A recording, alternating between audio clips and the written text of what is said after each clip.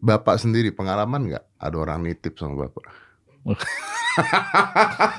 Saya jujur, saya pernah. Jadi jujur saya tidak hanya oleh pejabat Mabes, termasuk pejabat di Polda. Wow. Bahkan saya dulu sempat dimusuhin. Tahun 2023 ini sampai bulan Mei ini sudah ada 14 orang anggota kita, Bang, yang sudah bunuh diri dan 1 orang melakukan percobaan bunuh diri. Dan ini memang 5, 4, 3, 2, 1 and close the door. Nah ini depan saya ada Karodalpres SSDM Polri Brigjen Nurwono Danang. Pak, Pak. ya, Siap. Selamat siang dan salam sejahtera kita semuanya. Amin, Ya. amin. Pak, saya mau ini Pak, mau BAP Pak. Oh, Gantian. Saya pernah di BAP polisi soalnya Pak. oh gitu ya. 4 jam. 4 jam. Jadi sekarang gantian. Mumpung ada Brigjen, saya mau BAP. Ya. Karena kan banyak masyarakat bertanya-tanya nih, saya mau mewakilkan. Boleh dong Pak? Boleh. Boleh Pak ya. Jadi masalah pertama tuh begini. Masalah pertama tuh banyak bertanya, ini sebenarnya polisi bermasalah atau masalah di polisi? Karena ini beda nih Pak. Kalau polisi bermasalah berarti oknum. Ya. Atau polisi memang lagi ada masalah sekarang, makanya harus dibenahi gitu Pak. Contoh yang pertama nih Pak. Iya. Saya nggak kasih kesempatan Bapak bicara, pokoknya saya nanya dulu.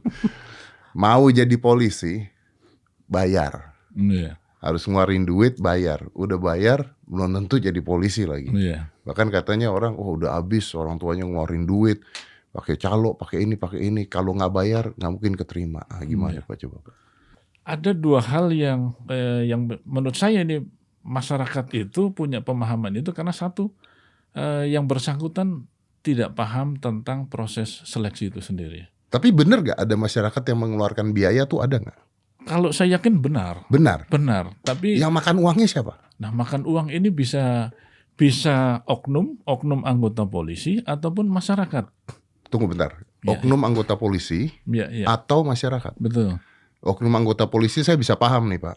Ya, Maksudnya pasti di polisi ada orangnya. Ya Iya. adalah polisi-polisi yang betul. nanti ini kalau mau masuk bayar gitu. Karena dia merasa polisi, Betul. terus orang percaya gitu kan. Iya, Kasih iya. duit supaya ada jalur khusus. Betul. Masyarakat? Masyarakat ini berbagai macam masyarakat yang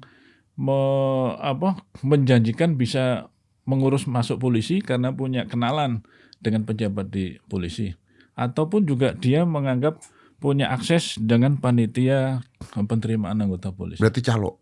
Calo. Dan dua-duanya saya bilang calo, dan dua-duanya saya anggap penipu, baik oknum polisi sendiri maupun masyarakat. Oh oke. Berarti di masyarakatnya sendiri ada calonya. Betul. Gimana caranya? Dia tapi bisa masuk kalau bayar? Bukan. Belum tentu kan? Belum tentu. Jadi yang saya sampaikan tadi bahwa masyarakat ini tidak paham proses seleksinya, sehingga dia percaya ada pihak Jalur khusus? bukan jalur khusus. Ada pihak-pihak tertentu yang menganggap bahwa dia bisa masuk melalui orang tadi, baik itu masyarakat maupun Polisi, oknum anggota oknum polisi. Padahal penerimaan anggota tidak dipungut biaya seperak pun. Nah ini yang mungkin perlu diluruskan bahwa siapapun yang mempersiapkan diri dengan baik, dia lulus tanpa harus pakai uang. Tapi apakah membantu kalau misalnya dia bayar calo atau bayar oknum polisi dia bisa lulus? Apakah ngebantu nggak Pak? Tidak membantu. Nggak ngebantu? Tidak ngebantu. Kan sudah ada oknum polisinya Pak. Mungkin dia bisa ngasih daftar itu nama. Perlu saya sampaikan, oknum ini dia tidak punya kewenangan untuk menentukan kelulusan. Dia adalah anggota polisi kita yang menjanjikan bisa meluluskan. Tapi kalau saya bilang ini untung-untungan. Oh. Karena ya seperti istilahnya Kayak pawang hujan dong Pak. Kalau nggak hujan syukur. Seperti pawang hujan ataupun ya kalau di istilah Polri menembak di atas kuda.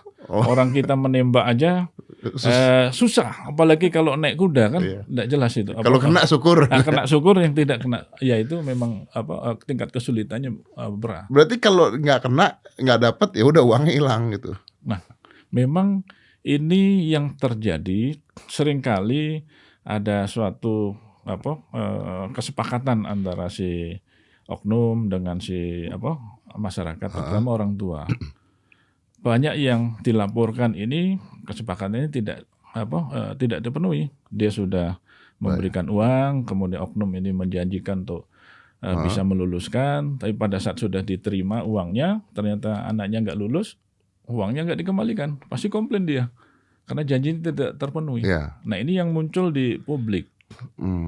Nah, ini yang sebenarnya jangankan panitia pun saat ini kita sudah berikan putus ruangnya, kami mengantisipasi kejadian-kejadian yang ada, kita evaluasi bahwa dia tidak kita berikan akses untuk ke peserta-pesertanya itu. Bukan peserta, kepada panitia.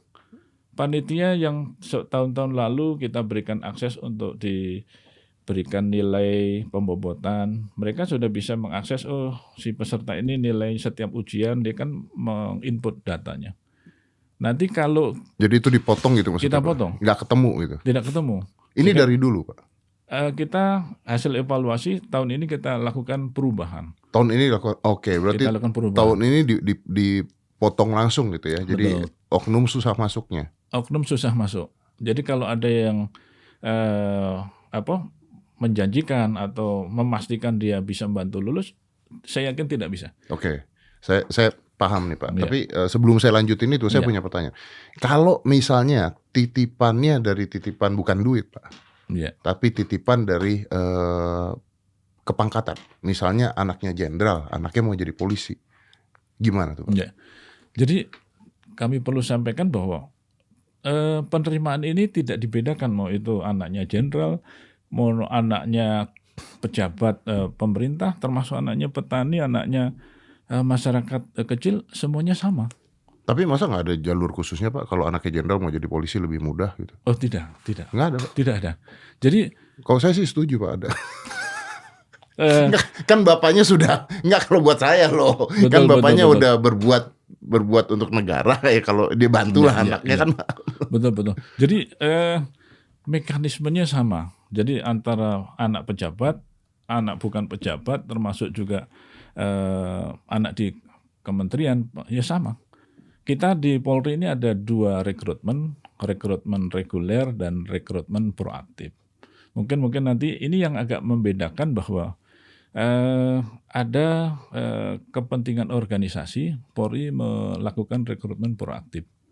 Ini Bedanya? misalnya bedanya dengan yang reguler, kita butuh calon-calon anggota Polri dengan kualifikasi tertentu, Kemampuan khusus. Ini yang bisa membedakan dengan yang reguler. Oh, kalau itu berarti memang dibantu ya untuk masuk ke Polri. Bukan dibantu, ada semacam sedikit kelonggaran. Misalnya mulai dari persyaratan. Misalnya dia rekrutmen proaktif khusus wilayah terpencil, wilayah pesisir, pedalaman, misalnya tinggi badan. Untuk jadi anggota Polri misalnya 165, dia diberikan kelonggaran, tinggi badannya bisa sampai hanya 163. Oke, karena biar kalau dia bertugas di sana dia ngerti. Betul. Oke. Nah. Tapi saya masih penasaran Pak, kalau misalnya anaknya Bapak gitu, kan Bapak Brigjen nih, anak Bapak mau jadi polisi, masa Bapak nggak ngomong gitu Pak? Nih anak saya mau jadi polisi, dibantulah gitu. Kan biasa Pak, orang tua gitu Pak. Betul. Ini manusia aja gitu Pak. Saya kira ini juga saya kira pejabat-pejabat Polri yang punya anak juga pingin anaknya masuk, dan itu untuk meneruskan orang tuanya, garis keturunannya sebagai polisi. Saya kira itu manusia, tapi Betul. normatif tidak diberikan hak khusus bagi mereka. Sama sekali nggak ada Pak. Sama sekali. Dia mengikuti proses seleksi normatif. Karena kalau ini nanti diberikan, bayangkan pejabat Polri ini dari Mabes Polri sampai Polda ada berapa banyak, ada berapa. Habis ya. Saya khawatir nanti kuotanya habis untuk anak Jadi pejabat polisi kita. turun-temurun. Betul. Nah, ini tentunya kan akan memberikan resistensi khususnya dari masyarakat yang pengen masuk polisi. Ya mereka harus sama-sama mempersiapkan diri. Mempersiapkan diri. Oke, tapi kalau misalnya ada anaknya jenderal, kan ini kan polisi kan cuma paling berapa ratus gitu. Nah, apakah ada yang diduluin nggak Pak? Tidak ada. Nggak ada sama sekali. Tidak ada. Jadi Bener nih Pak, nggak ada Pak sama sekali Pak. Tidak ada. Jadi yakinkan bahwa Ada anaknya jenderal yang nggak masuk? oh banyak. Banyak. Jadi tidak serta-merta misalnya anak jenderal daftar terus pasti lulus, masuk enggak juga. Enggak juga. Bapaknya nggak apa-apa tuh. Enggak apa-apa. Karena ini kan Yang prosesnya seleksi Polri ini dilaksanakan secara benar-benar transparan, terbuka. yang nyatet pendaftaran kan polisi nih Pak. Betul. Terus dia tahu, waduh anaknya jenderal lagi, atasan gue lagi gitu, gimana Pak? Nah, ini sudah kita sosialisasikan, kita pun sosialisasi masyarakat otomatis di internal Polri pasti sudah paham. Mulai mendaftar pun mereka kan melalui secara online, mereka mendaftar. Jadi Oke, berarti kelihatan sekarang ya? sudah kelihatan siapa yang anak polisi, anak pejabat, terus kemudian anak pegawai negeri sampai ke masyarakat sipil, swasta, semuanya sudah terlihat. Dan itu tidak diberikan privilege, misalnya anak pejabat nanti standarnya diturunkan atau dia diberikan privasi khusus, seleksi, tidak ada. Tapi oke, saya percaya sama Bapak. Tapi saya mau tanya juga Pak, Bapak sendiri pengalaman nggak ada orang nitip sama Bapak? Saya jujur, Ayo. saya pernah jadi Pasti. kepala biro SDM di Polda, kemudian saya pernah di Sultra, kemudian saya pernah di Rio. Pernah dong Pak? Loh, saya pernah. Jadi jujur saya tidak hanya oleh pejabat Mabes, termasuk pejabat di Polda. Wow. Bahkan saya dulu sempat dimusuhin. Nolaknya gimana? Lah, Bapak kita nolaknya gimana coba? menolaknya tentunya kita harus secara Normatif. dengan etika juga. Kami memberi penjelasan dengan santun, mohon izin bahwa saudara yang disampaikan kami sudah kami cek ternyata Nggak tidak memenuhi memenuhi syarat. syarat. Kalau berkenan kami bantu, kami latih untuk tahun depan. Oke. Jadi kita berikan solusi bahwa tahun ini tidak bisa menjadi anggota Polri, tahun depan kita latih. Bukan tahun depan kita luluskan dengan memberikan privilege, enggak. Kami latih untuk mempersiapkan diri. Sama juga kami diintervensi oleh pimpinan kami untuk dibantu, misalnya salah satu anak keluarga dari pejabat kita di pemerintahan gitu kan, terus harus lulus. Terus kami sampaikan prosesnya normatif juga, kita transparan. Akhirnya supaya tidak membebani kami hubungi orang tuanya. Kami hubungi orang tuanya bahwa putri Bapak tidak lulus. Kalau berkenan dipersiapkan kami bantu. Tapi artinya memang ada dong Pak kalau gitu mereka yang pangkatnya lebih tinggi mencoba untuk nitipin mah ada dong. Saya kira itu tidak hanya di Polri, di mana-mana di pemerintahan. Intinya keluarga ini kan pengen anaknya, keluarganya, saudaranya mau masuk. Tapi bagaimana kita mensikapi apa yang disampaikan itu, kita tidak juga tidak serta-merta membantu dengan meluluskan tanpa prosedur, dan kita juga membina hubungan ini dengan santun supaya pejabat itu tidak merasa tersinggung, tidak kecewa. Kita beri penjelasan. Saya kira harus kita lakukan, karena kalau kita tapi kan tidak semua polisi seperti Bapak. Kalau ada yang takut, oh ya udahlah saya terima aja gitu. Nah, ini menjadi pilihan kita. Karena kalau kita takut, justru itu menjadi bumerang bagi kita. Bahkan saya pernah diperintah oleh salah satu pimpinan untuk dibantu. Bapak kami sampaikan, Pak, sudah kami latih. Loh, bukan itu, bantuannya bukan itu. Loh, prosesnya sudah kita ujian pakai CAT. Selesai hasil muncul. Terus apalagi yang harus saya misalnya harus merekayasa, itu kami tidak bisa. Itu resiko dengan konsekuensi kita. Tapi alhamdulillah kami berikan penjelasan ke pimpinan.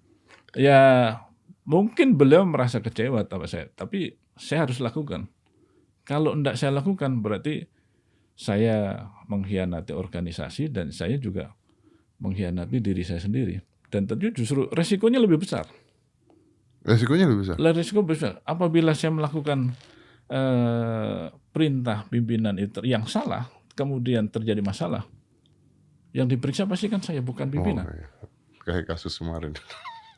Saya kira itu menjadi konsekuensi. Kalau kita berani menolak perintah yang salah, kan saat ini justru di dalam peraturan kepolisian, perintah yang salah justru tidak boleh dilaksanakan. Nah, tinggal bagaimana kita memberikan penjelasan pimpinan Supaya enak, sama-sama enak. Betul. Ya, Pak, ya. Ya. Nah, oke Pak. Nah, kalau saya bicaranya begitu, artinya memang kita semua orang tahu nih, masyarakat tuh banyak sekali yang sekarang, ya karena pasti ada percikan-percikan lah Pak. Bukan hanya masalah itu, masalah orang mau jadi polisi bayar apa enggak. Nah, sekarang kalau orang mau jadi polisi berarti dia daftar dan itu terbuka ya. Iya. Terbuka ya. Jadi Betul. orang bisa lihat ya. Betul. Kalau misalnya ada yang dikerjain sama oknum, lapornya kemana Pak? Nah, kita ini saat ini dalam rekrutmen terpadu ini tahun ini menyesuaikan dengan kondisi masyarakat, apalagi khususnya masyarakat milenial kita kan. Saat ini kita membuka pengaduan hotline SDM Polri. Jadi di situ masyarakat bisa menyampaikan saran, masukan, komplain, termasuk juga pengaduan terkait dengan penerimaan anggota Dan Polri. kalau memang benar oknumnya gimana Pak? Oknumnya kemudian polisi. Kita akan proses. Pimpinan Polri sudah komitmen untuk melakukan proses tegas, tidak hanya kode etik dipecat, tapi pidana. Jadi masyarakat bisa mengadu melalui jalur pengaduan SDM Polri, kita buka hotline, ataupun juga mengadu ke kita punya pengawas internal, punya pengawas eksternal. Polri ini pengawas internalnya dari Itwasum, kemudian Propam, baik itu tingkat Mabes sampai ke Polda. Kemudian kita juga menggandeng pengawas eksternal. Kita libatkan. Ada pengawas eksternal? Pengawas eksternal kita ada, Pak Dedi. Jadi dari? Kita libatkan dari Kompolnas, dari Ombudsman, kemudian kita juga libatkan dari BSSN RI, kemudian kita libatkan dari LSM, baik itu LSM pemerhati pendidikan, kita libatkan. Jadi proses seleksi ini benar-benar dijamin. Jadi kalau kami sampaikan prosesnya Pak Dedi, bahwa misalnya ujian akademik itu secara online, kemudian secara menggunakan sistem CAT. Kami libatkan rekan-rekan dari BSN untuk mengaudit perangkat yang kita gunakan. Oh, berarti ada pihak ketiga juga di sini. Pihak ketiga. Untuk menjaga juga. Betul. Ini sejak kapan Pak? Ini sebenarnya sudah dilaksanakan, tidak hanya tahun ini, tapi tahun-tahun sebelumnya sudah dilaksanakan. Hanya mungkin seperti tadi, sosialisasinya mungkin belum sampai atau tepat sasaran. Makanya tahun ini kita menggunakan media medsos untuk memberikan pemahaman, pencerahan dan literasi kepada peserta. Oke. Nah kalau masalah polisi sendiri Pak, ini kan kita udah jelas nih kalau masalah ini Pak. Kalau masalah polisi sendiri, ini kan masyarakat ini kan sekarang segala sesuatu diviralkan, dibesarkan pasti ya.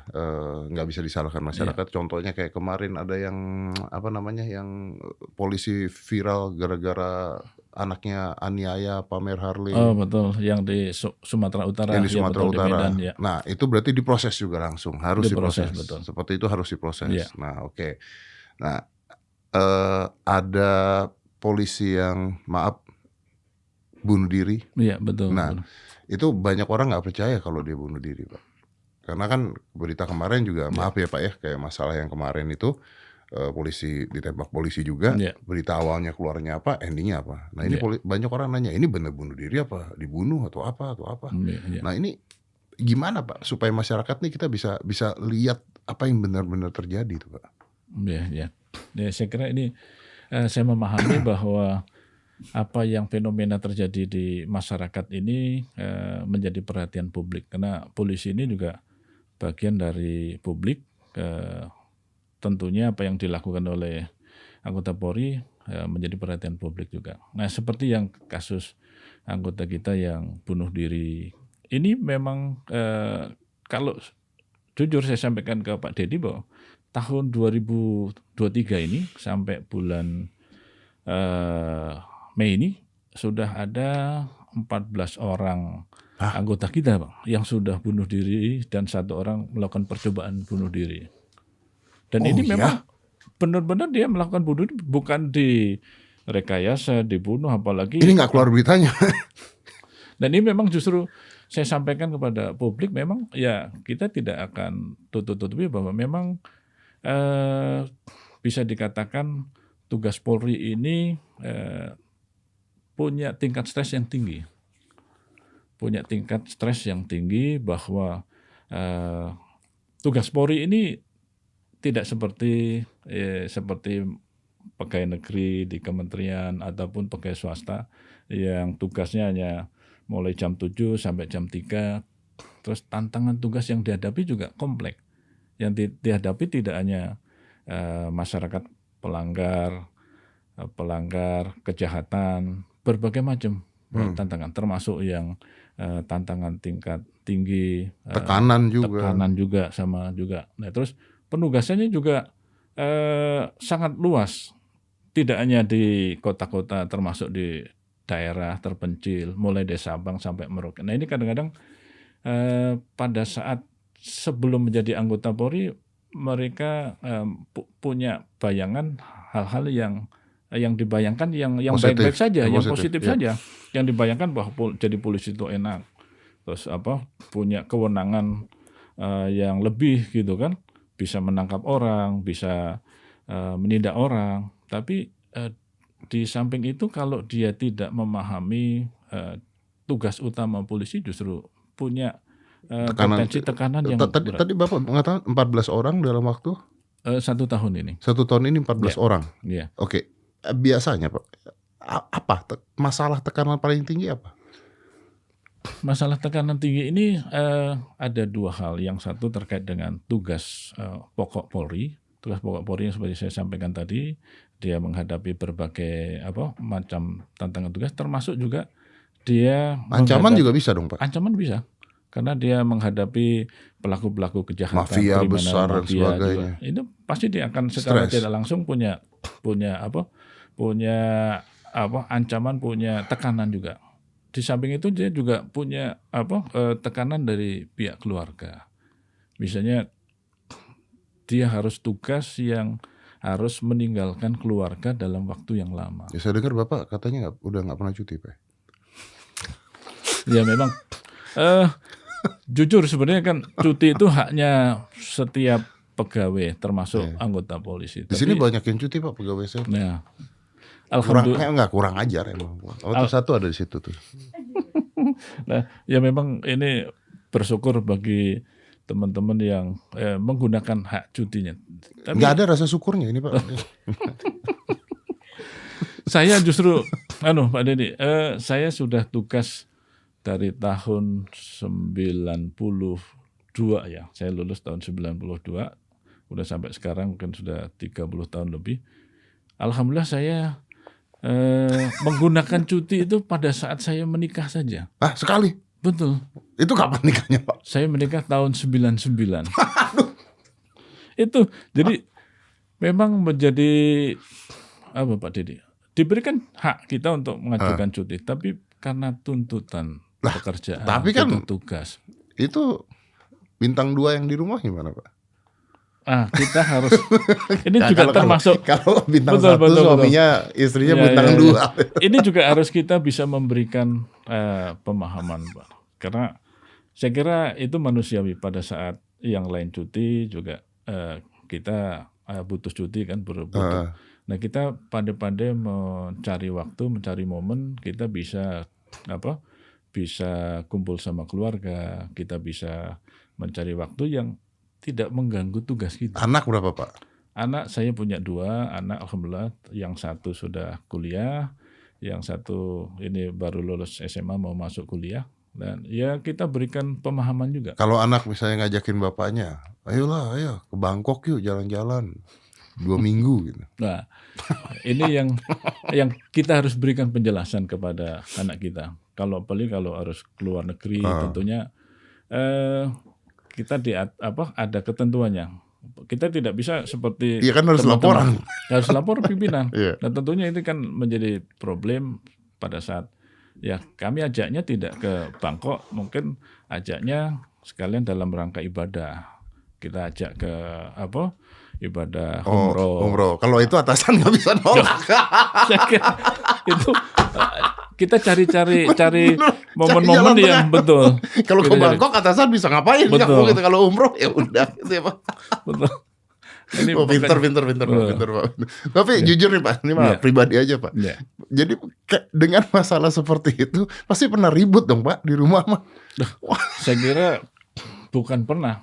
Ya itu manusiawi kan seperti halnya kita punya dengan pasangan kita. Pada saat kita pacaran kan yang kita lihat yang indah. Manis-manisnya. Sama juga dia melihat saya kan waduh. Oh, polisi Yang indah-indah. keren. Tapi pada saat di setengah jalan pasti ada problem. Iya, iya. Bagaimana kita memberikan pemahaman? Ya, saya kira kalau tidak ada problem, ya saya kira hidup kita juga mungkin tidak akan berat. Iya, benar.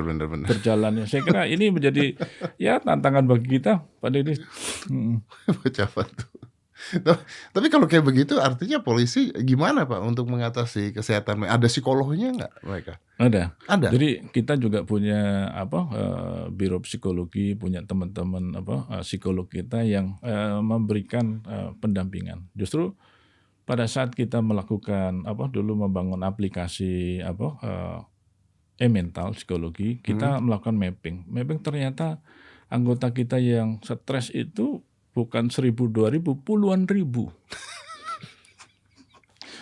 Jadi justru anggota kita sendiri baru kita puluhan ribu yang stres. Nah, tentunya stres ini karena ya beban tugas yang faktor dihadapi. yang banyak. Ya saya bisa kebayang. Maksudnya ya keluarga, ya betul. beban, tekanan, ancaman belum. Iya.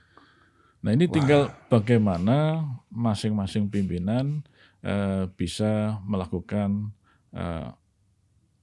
pengawasan, kemudian pendampingan, kemudian juga memberikan edukasi psikologi kepada yang bersangkutan. Karena ya itu saya kira tingkat stres itu mulai dari level paling bawah sampai akhir punya. Ya, tapi bagaimana mengelola stres itu. Nah memang seperti yang tadi saya sampaikan 14 orang yang melakukan bunuh diri itu biasanya mereka kurang interaksi dengan teman-temannya, dia introvert gitu kan, sehingga dia punya masalah dia pendam. Seperti yang tadi Pak Deddy sampaikan, misalnya ada yang kejadian yang beberapa waktu itu di Jakarta Timur, tabrak kereta. Ini sebenarnya yang bersangkutan punya problem masalah, tidak hanya masalah terkait dengan tugasnya. Saya kira tugas juga mempengaruhi secara psikis dia. Apalagi tugas di kota besar, terus tantangan tugasnya terkait dengan narkoba, dia kan punya tanggung jawab untuk bagaimana melakukan pencegahan, tidak sampai korban masyarakat jadi penyalahguna narkoba, kan itu punya tanggung jawab yang besar. Nah dia juga punya masalah di keluarganya, dia punya masalah diri sendiri, dia sedang kondisi sakit, menghadapi sakit sehingga pasca operasi kesehatannya itu.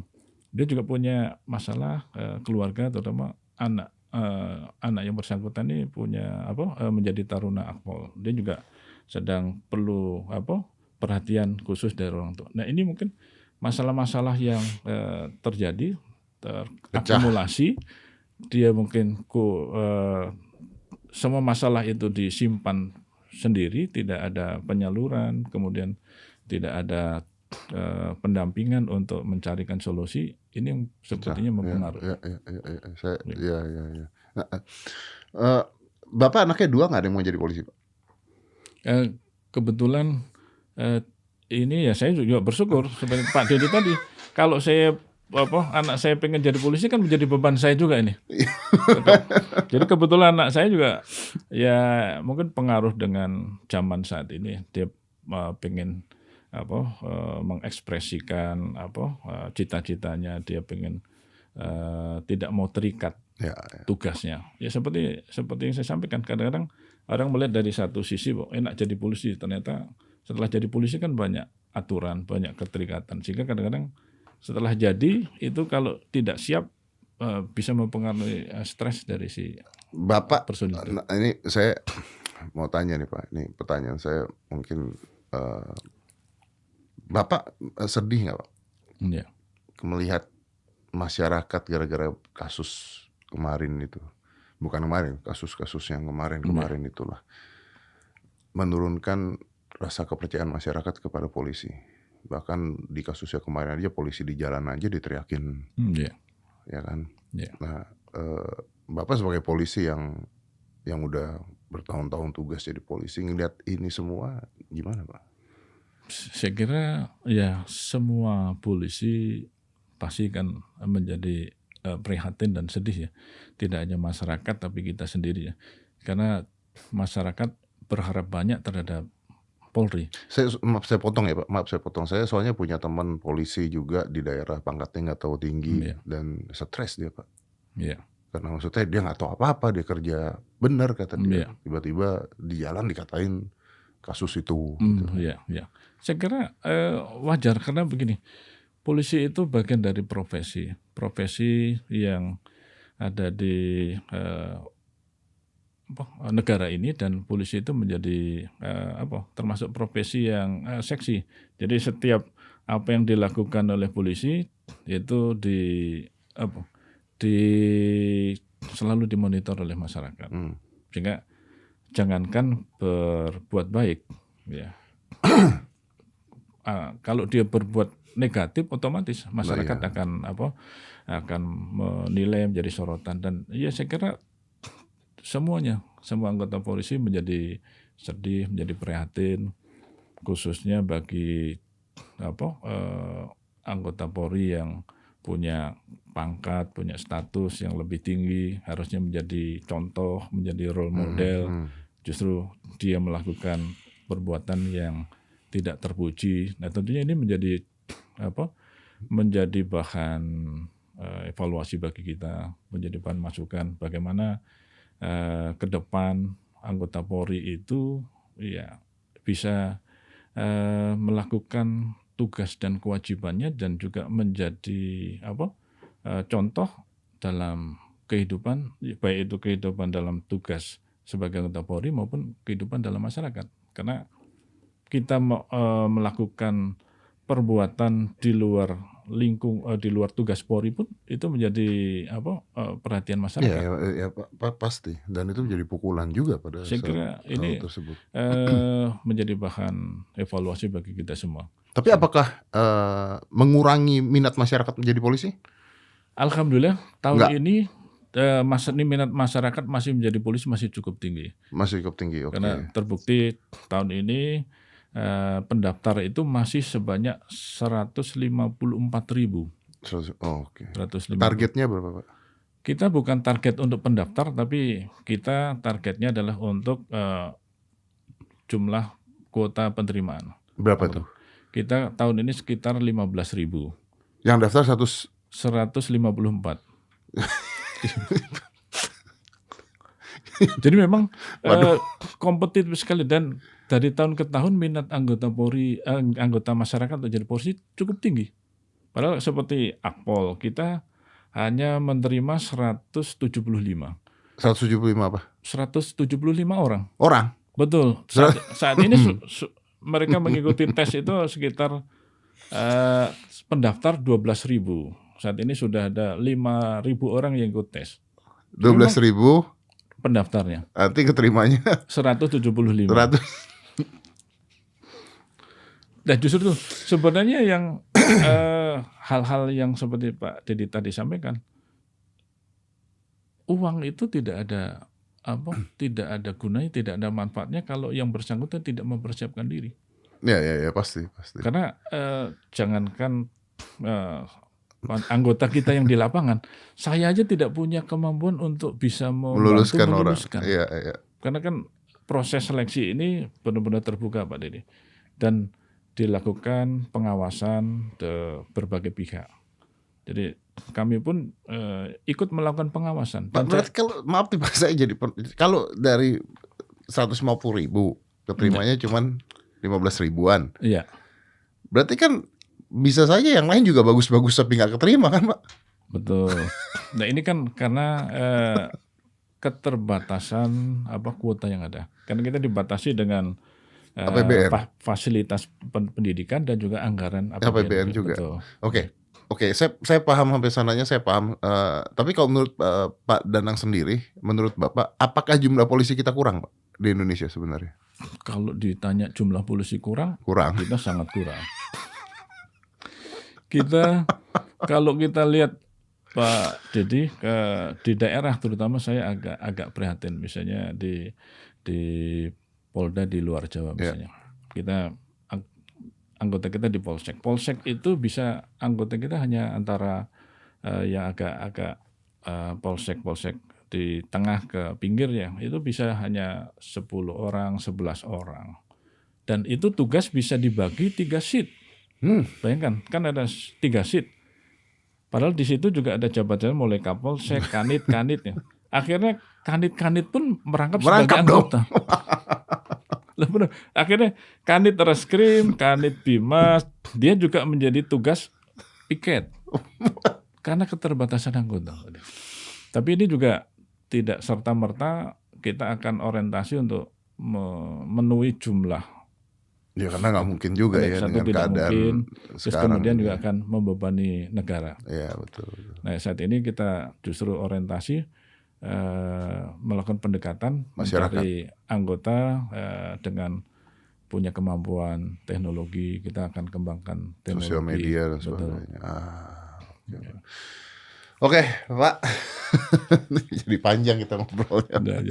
Tapi baik, ini jadi untuk masyarakat ya. Maksudnya kalau dari saya pribadi, biar bagaimanapun yang namanya oknum di mana juga ada gitu ya. Betul. Kalau masyarakat mengatakan ya oknum, tapi oknumnya banyak banget kata masyarakatnya seperti itu. Tapi memang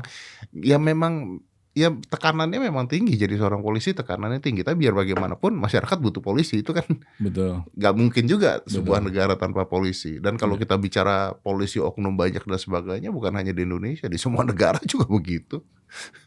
Kalau kita bicara jujur ya Pak, semua negara juga begitu. Justru ketika ada polisi-polisi yang bekerja dengan baik dan benar, maka masyarakat ya harus ngebantu lah. Apalagi di daerah-daerah tuh Pak, itu mereka kasihan sekali kadang-kadang. Nah, jadi Bapak tadi mengatakan bahwa kalau Anda mau menjadi polisi, dijamin tidak ada biaya yang dipungut sama sekali ya Pak ya. Dan kalau sampai ada pemungutan biaya dan sebagainya, laporkan. Ya. Laporkan. Oke, dan itu pasti akan ditindak ya Pak ya? Pasti akan ditindak. Ya. Oke. Lapornya langsung ke? Langsung bisa lapor ke Itwasum, kemudian ke Propam, atau kepada Kapolda atau Kasatpil terdekat, kan bisanya dilapor ke Polres, kepada Kapolresnya, kepada Kapoldanya, atau melalui fungsi pengawas tadi, juga melapor melalui hotline pengaduan kita. Dan dijamin itu nggak akan dikerjain nanti Pak? Oh tidak. Nggak? Itu tidak. Nah takut mereka masyarakat kan takut nih, saya dimintain polisi, ngelapor ke polisi, gimana nanti itu? Justru kita saat ini perlu ada kontrol sosial dari masyarakat. Kalau masyarakat tidak peduli, apalagi masyarakat sudah merasa lumrah, sudah merasa disakiti, tapi diam. Nah tentunya ini kan masyarakat dirugikan sendiri. Ya. Nah, tentunya justru kami berharap bahwa siapapun yang mengetahui ada oknum polisi yang melakukan penyimpangan, tidak hanya terkait dengan rekrutmen, ya tolong dilaporkan. Dilaporkan ya. Ya, karena kan kepedulian masyarakat akan sangat berarti terhadap pengembangan organisasi ini. Kalau kita juga tidak mungkin mengawasi satu persatu anggota kita. Ya kadang-kadang gini Pak, kadang-kadang masyarakat takut ngelaporin polisi Pak, yang ada dia yang dipenjara Pak. Loh, bagaimana bisa dipenjara kalau dia tidak salah? Kan kalau dia menyampaikan pengaduan, sepanjang pengaduan itu benar, bagaimana bisa dituntut dia? Kalau nggak ada buktinya Pak? Nah itu dia masalahnya.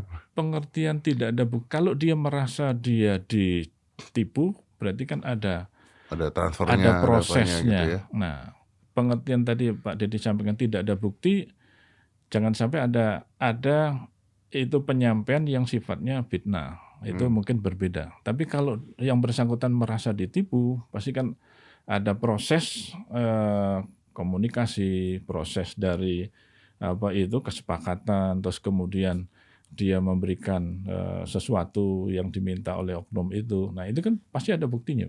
Ya. Jadi jangan buktinya juga khawatir. harus ada ya. Betul. Ya kalau enggak ya semua orang bisa ngomong apapun yang Nah, mereka justru mau. jangan sampai nanti yang bersangkutan mengadu Malah tapi dia tanpa kena ada tanpa bukti. Nah, dan itu sebagainya. mungkin yang Ya, bisa itu jadi dimaksud. masalah Betul. lain. Oke. Iya. Baik Pak, terima kasih banyak. Ya. Terima kasih banyak. Nah mudah-mudahan ini juga buat polisinya ke depannya semakin bagus dan semakin bisa mengayomi rakyat, dipercaya rakyat juga Pak ya. Ya. Dan sekarang saya rasa juga masyarakat sudah mulai berani untuk bersuara. Jadi kalau ada apa-apa ya justru tadi Pak Danang mengatakan bahwa butuh sosialisasi dan butuh masyarakat untuk melihat apa yang terjadi gitu Pak ya. Betul. Dan itu memang yang diinginkan polisi sekarang. Betul. Bahwa mendekat dengan rakyat. Betul. Dan menjadi bagian dari rakyat. Karena kita bagian dari masyarakat, tentunya ya kita harus mendekat ke masyarakat semua mengetahui apa yang menjadi harapan, apa yang menjadi keinginan masyarakat, sehingga kita bisa menerima masukan berbagai hal, sehingga kita bisa melakukan perbaikan dan pengembangan polisi sesuai untuk dengan lebih baik. keinginan kebutuhan masyarakat. Baik Pak, terima kasih Ya. Pak Brigjen. Ya. Salam hormat, salam Sama-sama, buat teman-teman Pak di sana. Deddy. Mudah-mudahan sehat terus. Salam buat anak-anak dan Amin. keluarga ya Pak ya. Amin. Ya, Sama terima satu kasih. lagi Pak, ambil cuti lah buat liburan. Ya. Let's Terima close kasih. this. 5, 4, 3, 2, 1. And close the door.